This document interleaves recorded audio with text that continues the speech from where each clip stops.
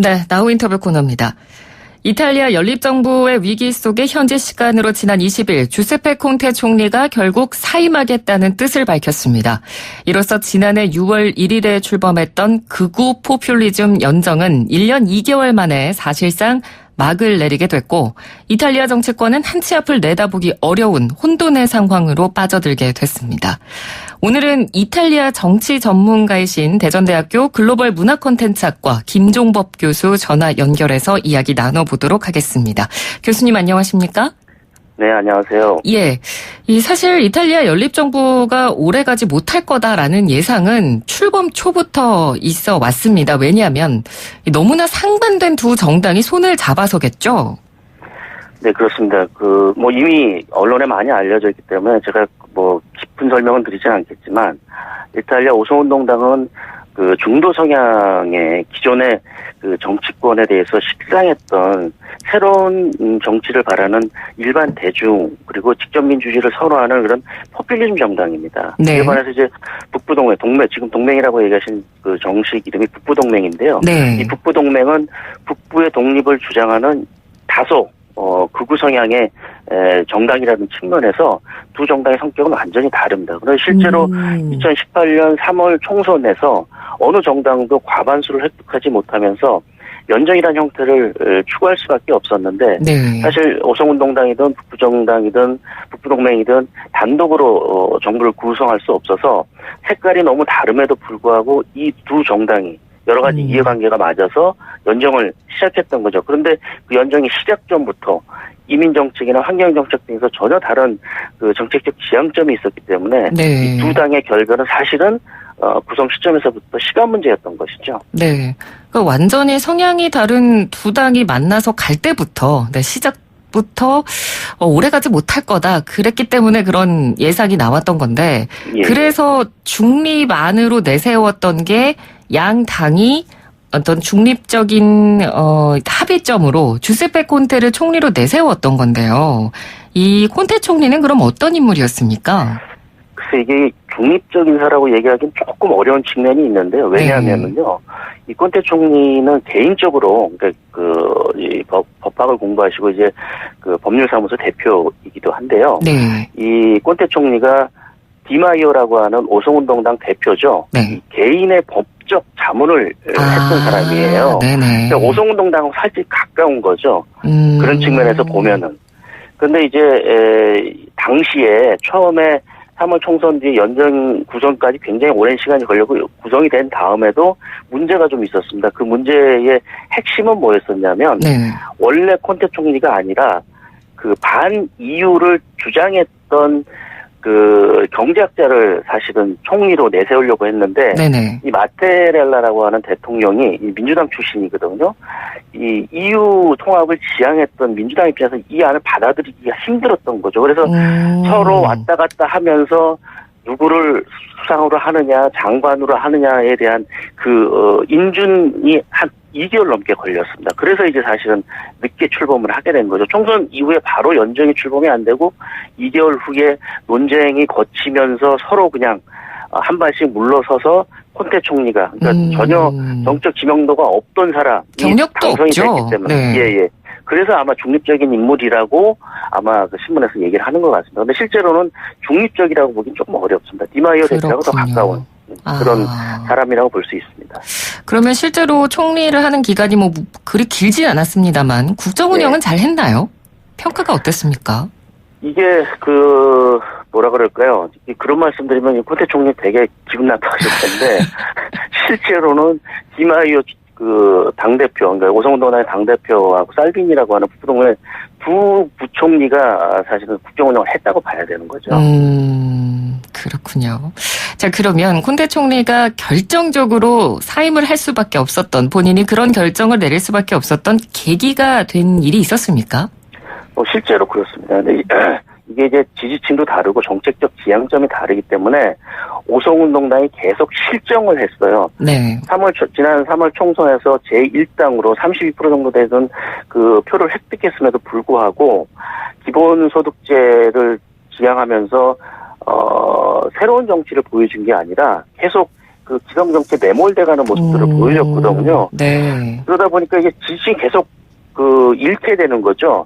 그러다가 이제 오송운동당이 원래 내걸었던 여러 가지 가치들 중에서 환경 가치가 되게 중요한데 네. 결정적인 계기는 이탈리아 이제 북부 동맹이 추진해온 사업이 하나 있습니다. 그게 프랑스의 리옹하고 이탈리아 토리노 간의 고속철도 사업을 이제 찬반에 붙였어요. 네. 근데 이 오송운동당이 여기에 반대표를 던집니다. 그래서 이제 살비니 이 부총리 입장에서는 이게 연정 안에서 이게 반대표를 던진다는 건 그만하자라고 하는 그런 의미이기 때문에 우리 갈라서자 뭐 이런 의미겠죠. 예, 그런 거죠. 네. 예, 살비니 부총리가 총리 불신임 투표를 추진하면서 예. 콘테 총리가 이제 사임사를 밝히게 된 거죠. 여기에 이제 여러 가지 배경이 있는데 이 설명을 하자면 되게 길기 때문에 뭐 그 정도만 말씀드리겠습니다. 네. 그러니까 결정적인 이유는 이 환경이라고 하는 가치를 굉장히 중요시했던 이 오송운동당이 리옹과 토리노 사이의 고속철도 사업에 대해서 네. 이 반대표를 던지면서 문제가 됐던 거죠. 네. 그러니까 뭐 두 당이 워낙 정치적 성향이 안 맞았고 계속해서 갈등이 이어져 오다가 그러니까 불씨가 하나가 계기가 돼서 결국 폭발했다. 뭐 이렇게 볼 수 있을 것 같은데. 그렇습니다. 네. 그리고 이런 분석도 있더라고요. 지난 5월 말에 치러졌던 유럽 의회 선거 결과에서 예상을 뒤집고 이 동맹당이 34%가 넘는 득표를 기록을 하면서 이 동맹당 내부적으로 좀 자신감이 생겼다. 그런 이야기도 있던데요. 네, 그 이야기는 이제 맞는데요. 북부동맹이 이제 단독 정부 수립에 희망을 갖게 하는 선거 결과였는데요. 네. 이 결과가 문제가 아니라요. 사실은 2018년 이후에 진행되어 온 지방선거에서 북부동맹이 연전연승을 하게 됩니다.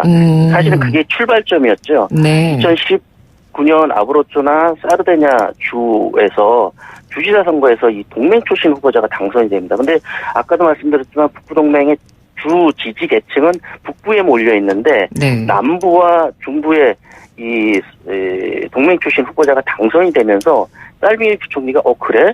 그러면 우리가 한번 단독으로 나가도 단독 정부 구성을 하지 않을까라는 희망을 갖게 된 거죠. 네. 게다가 지난 8월 8일 날 이 여론조사를 이제 정기적으로 하는데 북부동맹 여론조사가 전국적으로 36%입니다. 그러니까 지난 2018년 총선에서 7% 정도의 지지율이었었는데요. 네. 거의 2배가 넘는 지지율을 기록하게 된 거죠. 그러면서 예. 이제 결정적으로 그래? 그럼 이 판에 한번 갈라서 보고 우리가 단독 할 수 있는지 없는지 한번 보겠다. 뭐 이런 선택을 하게 된 거죠. 네. 그래서 그렇게 희망과 기대감을 가지고 살비니 부총리가 카드를 던졌는데 그 기대와는 다르게 지금 약간 다른 방향으로 흘러가고 있는 게요. 민주당과 오성운동이 지금 손을 잡기 위해서 물밑 협상을 벌이고 있다고요. 맞습니다. 이게 이탈리아 정치가 좀 복잡한데요. 네. 이게 이제 뭐 살비니 부총리가 조기 총선 하자 해서 할 수 있는 건 절대 아니고요. 이게 이제 대통령이 의회 예산을 명해야 되는데 대통령이 이 민주당 출신이거든요. 네. 그래서 실제로 이제 오송운동당과 민주당의 물밑 협상이라고 하는 건 사실 시도 중에 하나인데 이게 만약에 오송당하고 민주당이 협상을 통해서 합의를 하게 되면 둘이 연정을 구성할 수 있습니다. 그렇죠. 둘이 지지율과 의석수를 합하면 과반이 넘거든요. 근데 네. 이제 문제는 뭐냐면 오송운동당이 출범할 때 내걸었던 기존의 목표가 기성 정치권과는 절대로 손을 안 잡고 새로운 정치를 하겠다는 거거든요. 네네. 근데 기성 정치, 불신의 대상이 된 기성 정치가 민주당과 베를루스코니 정당이었던 거죠. 예. 그러다 보니까 실제로 너무 많이 둘 사이의 사이가 굉장히 틀어졌고 그런 점에서 오송운동당이 극우정당이라고 하는 평가를 받고 있는 북부동맹을 선택할 수밖에 없었던 이유가 있었던 거죠. 네. 그런데 다시 와서 이제 구태 정치로 돌아가겠다? 이게 쉽지가 않은 그런 선택인 거죠. 그럼에도 불구하고 지금 현재 가능성은 조기 총선으로 가느냐, 새로운 연정을 꾸리느냐 하는 두 가지 선택이 이제 앞에 놓여 있다라고 봐야 되는 거죠. 네. 근데 그 어느 것 하나도 결정된 건 없습니다. 네. 지금 결정된 건 없지만 그러면 민주당과 오성운동이 만약에 연정에 예. 성공을 하게 되면요. 예. 그러면 어떻게 되는 건가요? 그 이후에는? 그 이후에는 이제 두 정당의 그 의석수 비율이나 이런 것들이 한 55% 정도 되거든요. 네. 좌파 연정하고 오성운동당의 지지율 합과 의석수가 그렇게 하면 이제 안정적인 과반수는 획득이 됩니다. 그러면 이제 정책적 지향점이나 사실은 이제 정책의 기본 노선들은 비슷하다고 봐야 되는 거죠. 네. 그런 측면에서는 이제 같이 갈 수는 있는데 아까도 말씀드렸지만 그럴 경우 이미 지지율을 많이 깎아먹은 오성운동당의 지지자들이 인터넷에 기반해서 굉장히 젊고 새로운 정치를 추구했던 이런 사람들이 민주당과의 연정을 받아들이느냐 이게 이제 문제가 되는 거죠. 여론이 또 신경 쓰일 수밖에 없겠네요. 그렇습니다. 네. 예. 현실적으로는 가능하지만 이걸 지지하느냐 안 지지하느냐는 또 다른 문제거든요. 그렇죠. 네. 네. 그러니까 만약에 뭐 새로운 연정 구성에 실패하면 조기 총선이 치러지는 건데 그러면 교수님께서는 이탈리아 정치 쪽 전문가이시니까요. 지금까지의 뭐 정치적 성향이나 여러 가지 역사들을 봤을 때 민주당과 오성운동이 이 연정이 가능할 거라고 보십니까?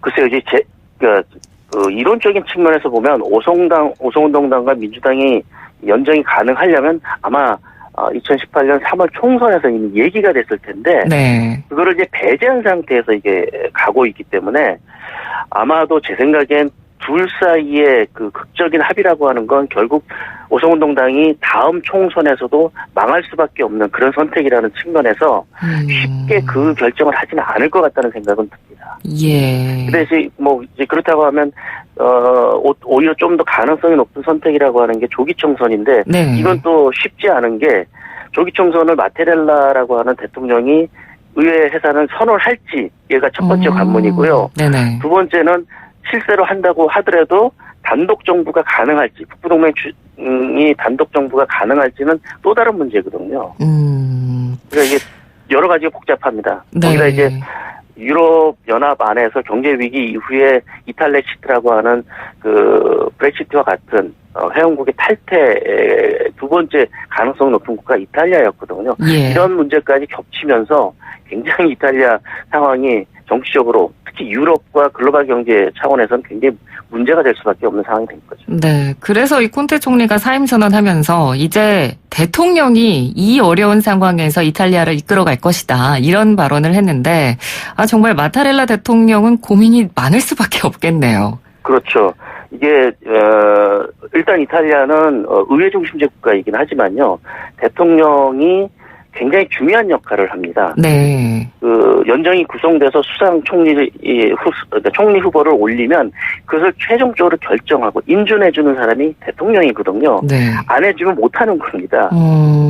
의회 해산도 마찬가지고. 그러니까 그 결정적인 순간에 대통령이 어떤 선택을 하느냐에 따라서 정치 과정이 진행이 돼야 되는데 아까도 말씀드렸지만 이 민주당 출신의 마타렐라라고 하는 이분이 오성운동당이나 북부동맹하고도 완전히 그 성격이 다른 거죠. 정치적 성향이나 이런 것들이. 네. 실제로 이제 현실적인 측면에서 두 정당 사이에 낀 마테렐라 대통령이 어떤 결정을 하느냐에 따라서 정치적 상황이 바뀔 수가 있다라는 겁니다. 네. 그런 면에서 여치기 되게 쉽지 않은 그런 상황이 돼버린 거죠, 사실. 네. 마타렐라 대통령이 앞으로 어떤 방향으로 나아갈지 또 유럽과 세계가 주목하지 않을까 그런 생각이 듭니다. 맞습니다. 네. 교수님 오늘 말씀 잘 들었습니다. 고맙습니다. 네, 감사합니다. 네. 지금까지 대전대학교 김정복 교수와 함께 이야기 나눴습니다. 1부는 여기서 마치고요. 잠시 뒤 2부 이어가도록 하겠습니다.